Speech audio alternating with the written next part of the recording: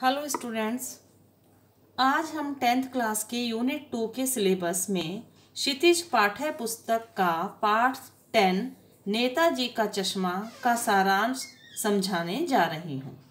आप पाठ स्वयं पढ़ लेंगे। तो सबसे पहले मैं आपको लेखक के बारे में थोड़ा सा बता देती हूँ। स्वयं प्रकाश का जन्म 1947 में इंदौर, मध्य प्रदेश में हुआ। मैकेनिकल इंजीनियरिंग की पढ़ाई करके एक औद्योगिक प्रतिष्ठान में नौकरी करने वाले स्वयं प्रकाश का बचपन और नौकरी का बड़ा हिस्सा राजस्थान में बीता। फिलहाल स्वैच्छिक मीन्स अपनी मर्जी से, सेवानिवृत्ति मीन्स अपने कामकाज से मुक्ति लेना के बाद वे भोपाल में रहते हैं और वसुधा पत्रिका मीन्स वसुधा मैगजीन के संपादन से जुड़े हैं।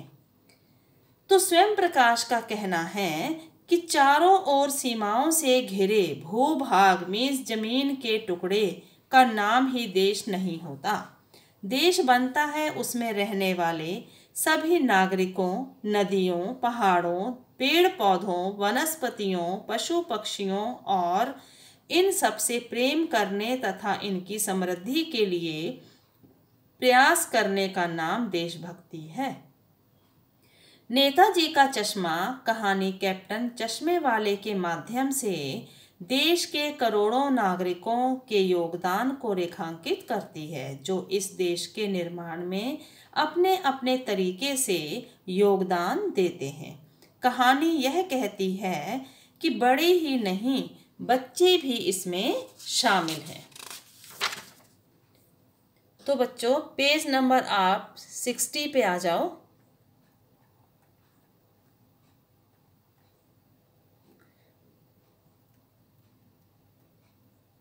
नेताजी का चश्मा। तो नेताजी का चश्मा आप शीर्षक से ही जान गए होंगे कि यह कहानी एक नेताजी यानी कि सुभाष चंद्र बोस के लिए है, उनके बारे में लिखी गई है।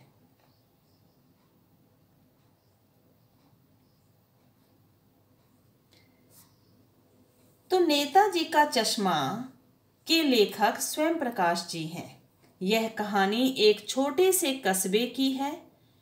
इस कस्बे की नगर पालिका के किसी उत्साही प्रशासनिक अधिकारी ने कस्बे के मुख्य बाजार के मुख्य चौराहे पर नेताजी सुभाष चंद्र बोस की एक संगमरमर की मूर्ति लगवा दी। यह कहानी इसी मूर्ति के इर्द गिर्द मीन्स इसी के चारों ओर घूमती है। नेताजी का चश्मा के लेखक स्वयं प्रकाश जी हैं। यह कहानी एक छोटे से कस्बे की है।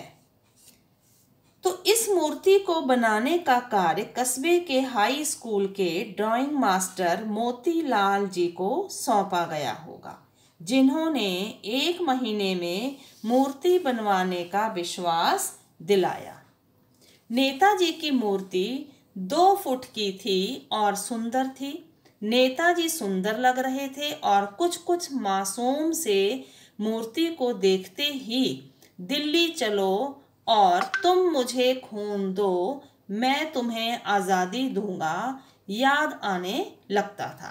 तो यह उनका नारा था कि तुम मुझे खून दो, मैं तुम्हें आज़ादी दूंगा।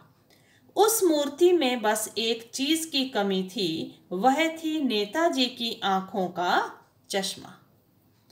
मूर्ति की आंखों पर संगमरमर का चश्मा नहीं था। हालदार साहब कंपनी के काम से इसी कस्बे से गुजरते थे। जब हालदार साहब पहली बार इस कस्बे से गुजरे और पान खाने के लिए रुके, तभी उन्होंने देखा कि मूर्ति पत्थर की थी, लेकिन उस पर चश्मा असली था। हालदार साहब को कस्बे के नागरिकों की देशभक्ति की भावना का यह प्रयास अच्छा लगा, वरना देशभक्ति तो आजकल मजाक की चीज होती जा रही है। हालदार साहब जब भी इस कस्बे से गुजरते, चौराहे पर रुकते, पान खाते और मूर्ति को ध्यान से देखते। उन्हें हर बार मूर्ति का चश्मा बदला हुआ मिलता। कभी गोल फ्रेम वाला, तो कभी मोटे फ्रेम वाला, तो कभी चौकोर चश्मा लगा हुआ होता था।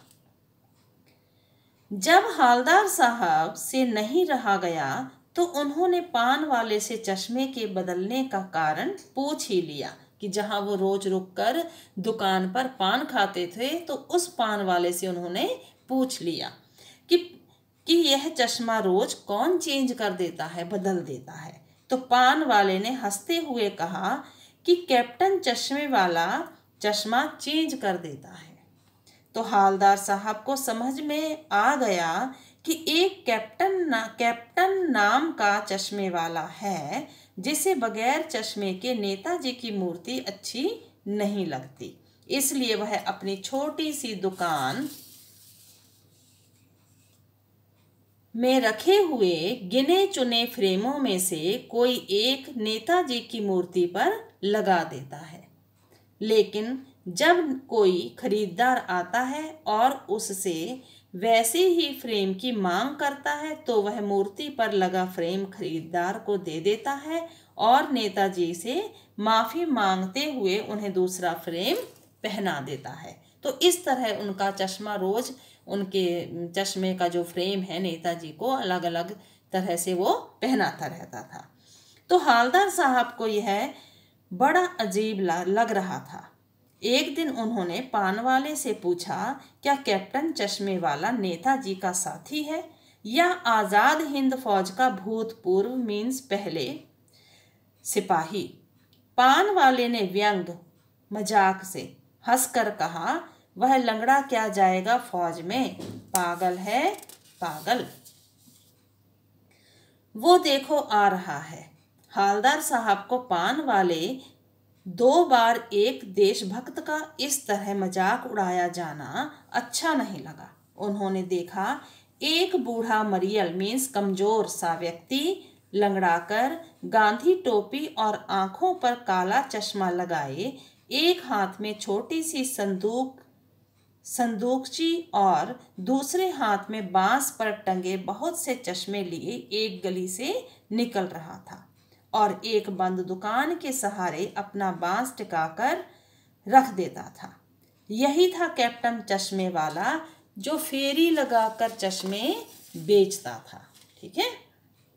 हालदार साहब 2 साल तक अपने काम के सिलसिले में इसी कस्बे से गुजरते रहे। पेज नंबर 61 पे आओ बेटा।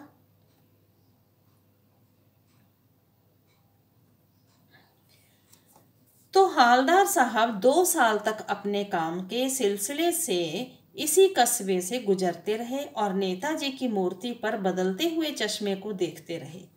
एक बार हालदार साहब ने देखा कि मूर्ति के चेहरे पर कोई भी चश्मा नहीं था। पान वाले से पूछा तो पता चला कि कैप्टन मर गया है। हालदार साहब बहुत दुखी हो गए और सोचने लगे उस पीढ़ी का क्या होगा जो अपने देश के लिए सब कुछ न्योछावर करने वालों पर हंसती है और अपने लिए बिकने का मौका ढूंढती है। ये पान वाले के लिए उन्होंने कहा है कि क्या होगा उस पीढ़ी का जो अपनी कौम के ऐसे व्यक्तियों के लिए हंसती है, जो कौम के लिए अपना सारा कुछ न्योछावर कर देते हैं। Page number 62।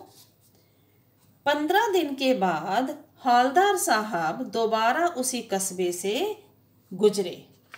सोचा कि मूर्ति के पास नहीं रुकेंगे और पान भी आगे ही खा लेंगे, पर आदत से मजबूर आंखें चौराहे पर आते ही मूर्ति की तरफ उठ गईं, क्योंकि उनकी आदत थी रोज उस मूर्ति को देखने की। गाड़ी से उतरकर तेज तेज कदमों से मूर्ति की तरफ आगे बढ़े और उसके सामने जाकर अटेंशन में खड़े हो गए। उन्होंने देखा कि मूर्ति पर सरकंडे से बना हुआ चश्मा लगा हुआ था, जिसे शायद बच्चों ने बनाकर मूर्ति को पहना दिया था। सरकंडा होता है कोई लकड़ी जिसका हम छिलका छील लेते हैं और बीच में उसका ठठेरा निकल आता है, ठठेरा बोलते हैं उसको। तो कच्चा एक तरह से कलम की तरह होता है, बांस, कच्चा बांस, ठीक है। तो उसका उसने बच्चे ने क्या किया था, चश्मा बनाकर मूर्ति को पहना दिया था। इतनी सी बात पर उनकी आंखें नम हो गई, भर आई। तो उनको ये हो गया कि बड़े बूढ़े ही नहीं, नौजवान ही नहीं, बच्चे भी देशभक्ति में आगे आ रहे हैं। नेताजी का चश्मा कहानी में लेखक स्वयं प्रकाश जी बताते हैं कि एक कस्बे के मुख्य चौराहे पर नेताजी की एक संगमरमर की मूर्ति लगी हुई थी, परंतु उस पर संगमरमर का चश्मा नहीं था। हालदार साहब किसी काम से हर 15वें दिन उस कस्बे से गुजरते थे। वे देखते थे कि हर बार नेताजी की आंखों पर एक नया चश्मा लगा होता था। उन्होंने पान वाले से जब पूछा तो उसने बताया कि एक कैप्टन है जो उनकी मूर्ति पर चश्मा पहनाता रहता है। इस प्रकार काफी समय बीत गया। तो एक बार उन्होंने जब पूछा था कि उस मूर्ति पर चश्मा आज क्यों नहीं है, तो लोगों से पूछने पर उन्हें पता चला कि कैप्टन की मृत्यु हो गई है। तो अगली बार जब वहां से निकले तो सरकंडे का बना हुआ चश्मा था। तो यह देखकर उन्हें बहुत दुख हुआ। इस कहानी के माध्यम से लेखक ने यह बताया है कि सब नागरिकों में देशभक्ति, चाहे वह देशभक्ति की भावना होनी चाहिए। Page number 64।